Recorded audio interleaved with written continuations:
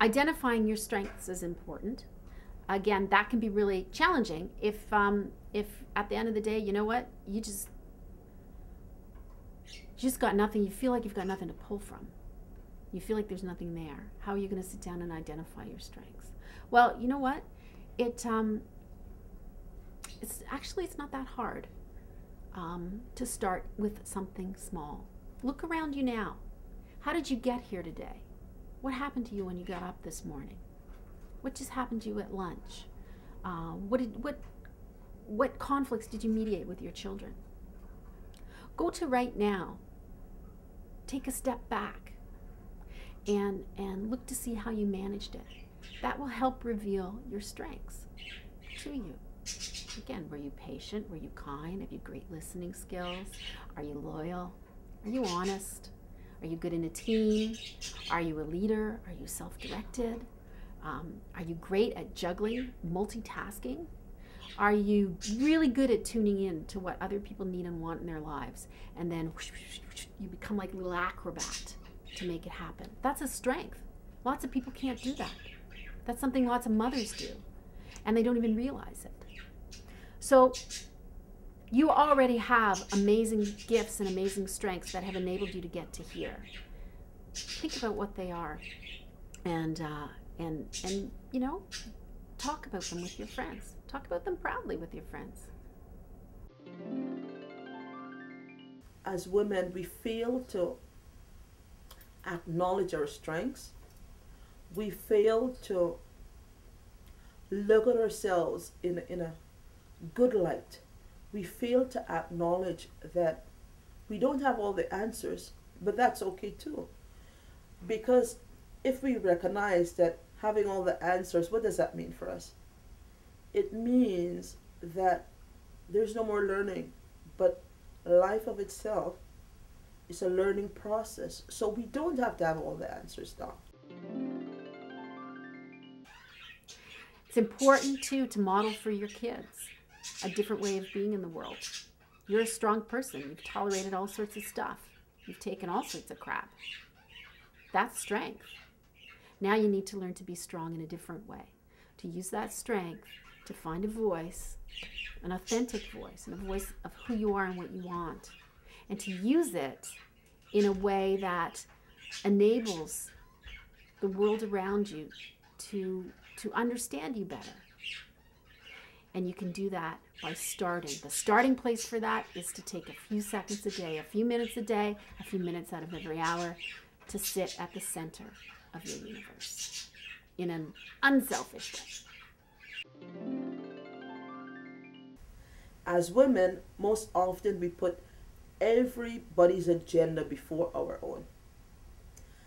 You take care of your parents, because most of us, we've got elderly parents. So there's elder care. We take care of our spouses, spousal care. We take care of our children. But ultimately, where do we place ourselves on the totem pole? We're almost always last on the totem pole. Coming through these crises has taught me that I had to change my priorities.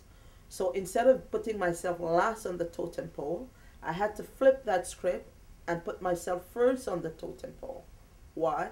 If I was unable to take care of myself, take care of my needs, how would I be able to meet all the competing demands on me? So as a result, what I had to do is reprioritize. I had to think in terms of Cheryl Ann, you've got to put yourself first. You've got to be as strong as you can. You've got to be spiritually, mentally, emotionally, and financially able to take care of you. Pay attention when you have intuitions. Pay attention to how that intuition speaks to you. Is it something you feel in your heart? Do you get fidgety? Do you get nervous? Do you get a bad feeling? Does your stomach ache? Is there something that actually happens to you physically? When I get excited, intuitively excited about something, my toes start wiggling. I get all jittery. That's like, do-do-do-do, something good's coming down the pipe, that kind of thing. When I'm not feeling good about something, my intuition will talk to me more through my stomach or my breath. I'll get tight breathing. So pay attention to how your intuition speaks to you. Some people actually sort of hear a voice or see something out of the corner of their eye. That could be your intuition talking to you. Pay attention to your intuition. It's there for a reason. Your intuition is what's enabled you to survive till today. As I experienced this abusive situation, I had to reach within myself. I had to reach to that higher, greater power. And here we're talking about the spiritual aspect of one's life, not the religious aspect, because it transcends religion. There is this greater power or being, for whatever, how we want to address it.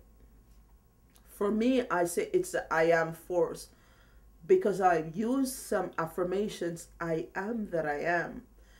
When I reach down within myself, I say, I am strong, I am beautiful, I am wise, I am knowledge, and I am understanding. And it's self-feeding. I term it self-feeding, where I feed myself the positives, where I feed myself the things that no one else is doing for me. I always encourage my clients to have one thing that will anchor them. That when you feel you're drifting all over and you feel as if everything else is not working, whether it's a quiet moment in your garden where you can reflect. Reflective work is so important. Whether it's reading, whether it's a walk in the park. For me, other than gardening, I get to the lake, the water, where I have to sit still, because it said, be still and know. Be still and know.